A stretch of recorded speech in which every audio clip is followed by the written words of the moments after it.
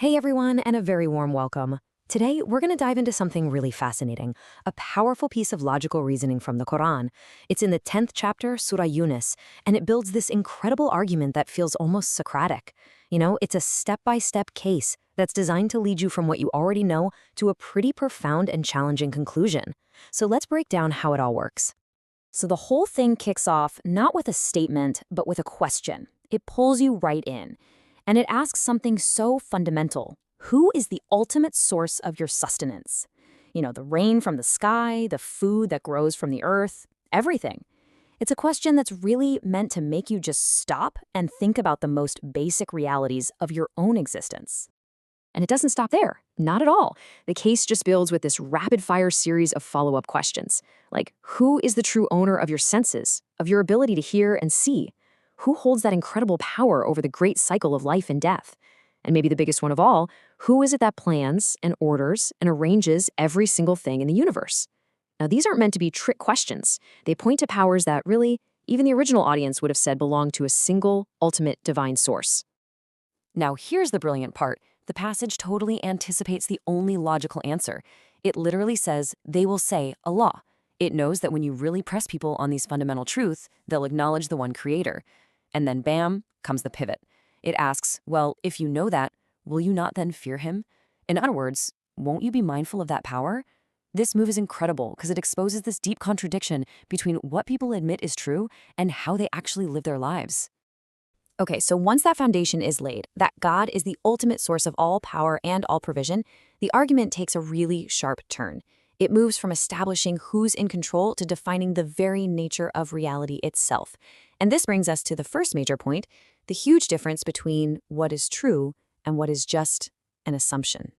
And the verdict is just swift and totally uncompromising. Verse 32 declares that this God, the one who does all those things we just listed, is the truth. In Arabic, al-haq. And then it hits you with another powerful question. After the truth, what is there left except error and falsehood? The logic is laid out as this clear, inescapable binary choice. So you might be wondering, if the choice is so clear, why would anyone pick error? Well, the passage offers a kind of psychological diagnosis. Verse 36 says the problem is that most people don't actually follow the truth. Instead, they follow something called zun, which we can translate as assumption. And this, right here, is the core distinction the argument wants us to grasp. The massive difference between reality and just plain old conjecture. So, the million-dollar question is, what exactly is this zun? Well, it's not just about being wrong. It's the act of following guesswork, social traditions, cultural habits, or even just personal opinions as if they were proven facts. It's that tendency we all have to rely on what everyone else is doing or what we've always been told without actually seeking out solid knowledge. And the passage makes a really strong point here. Assumption, no matter how popular it is, can never, ever take the place of truth. All right, so having established this whole framework of truth versus assumption, the argument now starts moving towards its climax.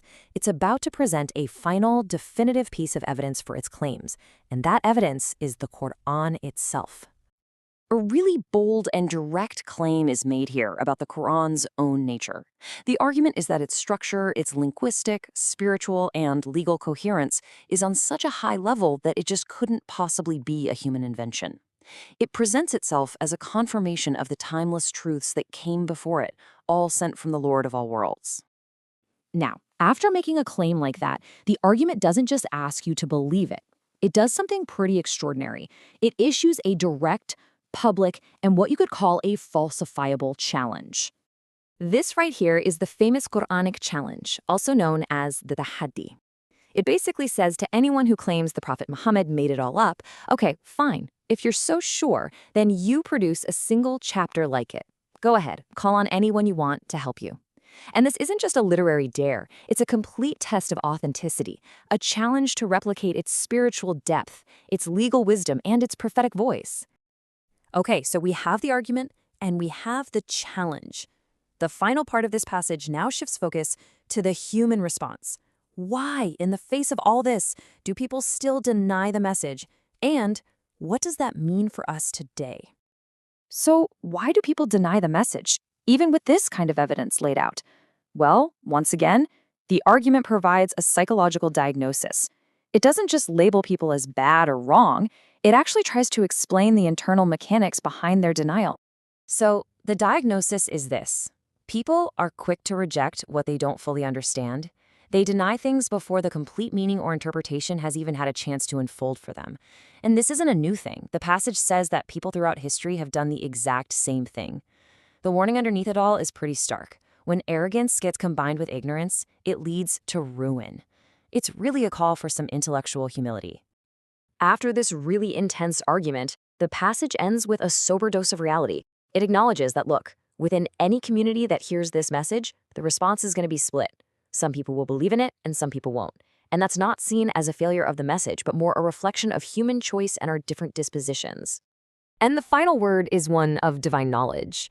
The ultimate judgment of who's right and who's causing corruption, that's left to God. The task of the messenger, and by extension the message itself, is just to present the truth as clearly as possible. The outcome isn't in their hands.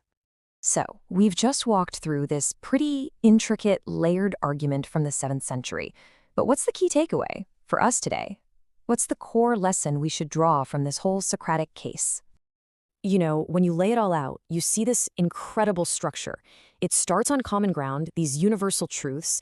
Then it draws a sharp, logical line between what's real and what's false. It diagnoses that very human error of just relying on assumption. It presents its ultimate proof and basically dares you to falsify it. And finally, it grounds all of this in the long story of history and the reality of human choice. It's like a complete intellectual and spiritual journey in just 10 verses. And that really leaves us with this final echoing question. If the argument's main diagnosis is that we all tend to follow zan, conjecture, social habits, and opinions, then the challenge it poses to every single one of us is to look at our own beliefs, our own habits, our own certainties, and just ask, how much of this is built on a solid foundation of truth, and how much of it is just assumption? That's a question worth reflecting on long after this is over. Thanks so much for joining me.